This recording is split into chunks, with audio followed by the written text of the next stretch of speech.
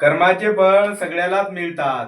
जैसे ज्याचे कर्म तैसे फळ देती रे ईश्वर. डुमडुम टेळ्याव. आपण म्हणतो महाराज लय गुणाचे असतात. ऐकावे जनाचे करावे मनाचे, कोणाचे ऐकू नये, नाही तर तुम्ही जर ऐकसाल तर असेच वाऱ्यावर जासाल. तर मित्रांनो, अशोक खरात साहेब हे जे आहे महाराज होते, म्हणजे साहेब पण म्हणता येत नाही, महाराज, अशोक खरात महाराज.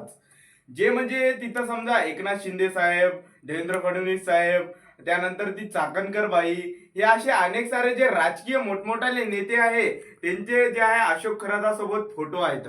आता हे तर म्हणजे फोटो आहेत, त्यांच्याशी काही संबंध नाही, परंतु चाकणकर बाई आता अंधश्रद्धा कायला म्हणावं हे जे आहे या व्हिडिओ मध्ये पहा.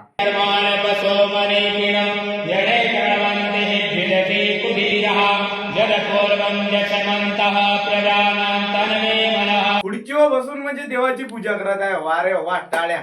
म्हणजे एक नंबर की आपण जे आहे देवाला कशा प्रकारे मान सन्मान देत आहे, म्हणजे एक दिखावा करत आहे.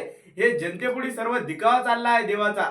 म्हणजे तुम्ही तर ट्रेंड म्हणजे एकदम ट्रेंडच करून चालला. जसं की आता नवीन ट्रेंड आला डुमडुम टेड्याव, तसा तुम्ही जे आहे एकदम ट्रेंड करून टाकला देवाचा. म्हणजे नुसतं मानायचं, जनतेला दाखवायचं की आम्ही देवाला मानतो, असं करतो, ते करतो.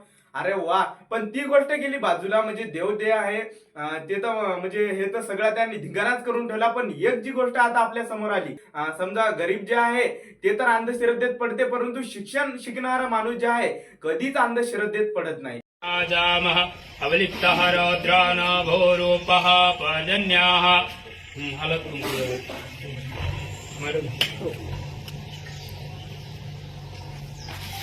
परंतु तुम्हाला याच्यात दिसून येत आहे की म्हणजे चाकणकर बाई जे आहे म्हणजे त्यांचे पाय धुत आहे, त्या अशोक खरात साहेबा म्हणजे महाराजाचे जे आहे पाय धुत आहे. अरे साहेब म्हणायची सुद्धा लायकी नाही रे तू इथं. डॉक्टर बाबासाहेब आंबेडकर म्हणाले होते की अशा अंधश्रद्धेच्या बळी पडू नका.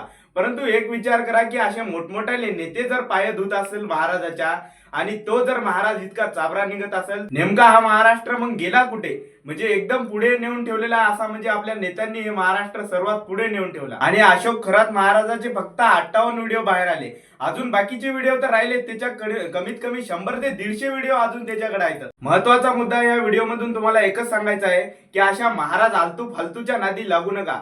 जे म्हणजे आपल्या डॉक्टर बाबासाहेब आंबेडकरनं सांगलेलं आहे की अशा अंधश्रद्धेच्या बळी पडू नका. आणि त्यानंतर या महाराष्ट्राने सर्वात पुढे जे आहे या महाराजांना पुढे नेण्याचं काम केलेलं आहे. आपण विचार करायचो की चिमुकल्या मुलींवर जे बलात्कार झाले हे ते झाले, ते चाकणकर बाई ज्यांना म्हणजे त्या मुलींना न्याय देईल, म्हणजे ते या महाराजांचे पाय धुतल्यावर तुम्हाला कळालेच असेल की ही महिला किती म्हणजे हे आहे. बाकी मित्रांनो, तुम्हाला एकच सांगायचं की म्हणजे अशा बंधुबाबाच्या नादी लागू नका.